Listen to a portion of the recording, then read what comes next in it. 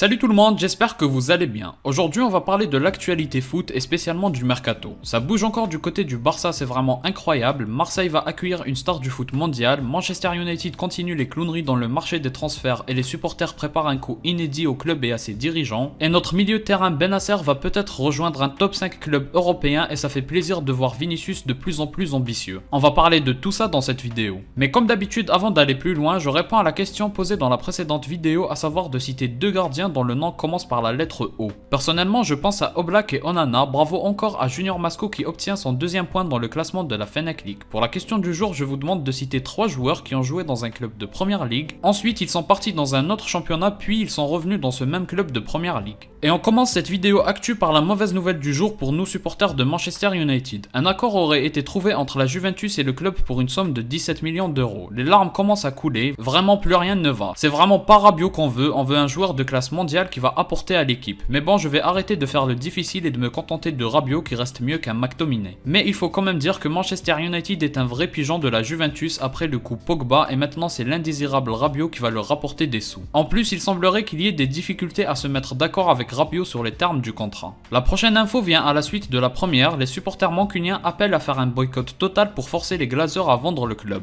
Certains demandent de supprimer l'application Manchester United, à ne plus rien acheter que ce soit des places au stade ou des maillots, bref un boycott total et surtout que personne n'entre au stade d'Old Trafford pour la rencontre du 22 août, ce serait exceptionnel si ça arrive mais c'est mérité après tant de souffrance des supporters. On passe à la nouvelle qui me plairait énormément si ça venait à se concrétiser, c'est l'intérêt de Liverpool pour Bennacer. Cet intérêt s'est intensifié et ça devrait se concrétiser rapidement par une vraie offre sur la table de l'AC Milan. C'est devenu très sérieux suite à la blessure de quelques semaines de Thiago Alcantara. Franchement ce serait top pour Bennacer et pour Liverpool, je trouve qu'il a le niveau pour jouer les matchs de plus haut niveau de Ligue des Champions. Il n'a pas la qualité balle au pied des meilleurs joueurs dans ce domaine mais c'est un monstre de récupération, de lecture du jeu et de bons choix dans son jeu. Il est toujours bien placé et il soulage énormément ses coéquipiers, je dirais que c'est une sorte de N'Golo Kanté algérien. Peut-être que mon avis est biaisé puisque je suis algérien mais je trouve qu'objectivement on pourrait dire la même chose. Passons maintenant à la star qui va rejoindre l'Olympique de Marseille. Ses meilleures années sont derrière lui mais il a encore beaucoup à apporter à des clubs comme Marseille, bref c'est Alexis Sanchez qui va arriver libre. L'info se concrétise de plus en plus depuis une semaine et là quasiment tous les médias l'annoncent, donc on peut dire que c'est officiel, c'est une très bonne recrue pour l'OM. A voir comment il va être intégré vu qu'ils ont déjà du monde en attaque, mais ce qui est sûr c'est que s'il signe à Marseille c'est avec la garantie de jouer parce qu'il a faim de temps de jeu après ses années en Italie. Je me demande s'il va avoir un accueil aussi unique que celui qu'a reçu Dybala à l'AS Roma. Sinon l'information la plus incroyable de la vidéo c'est la possible signature de Bernardo Silva au Barça. Ce serait vraiment énorme comme coup si le Barça réussit vraiment à l'avoir. Encore une fois je pense qu'ils auraient mieux fait de renforcer le poste des latéraux mais l'un n'empêche pas l'autre, leur milieu de terrain est déjà assez fourni entre expérience et jeunesse, là avec Bernardo ce serait clairement l'un des meilleurs milieux d'Europe.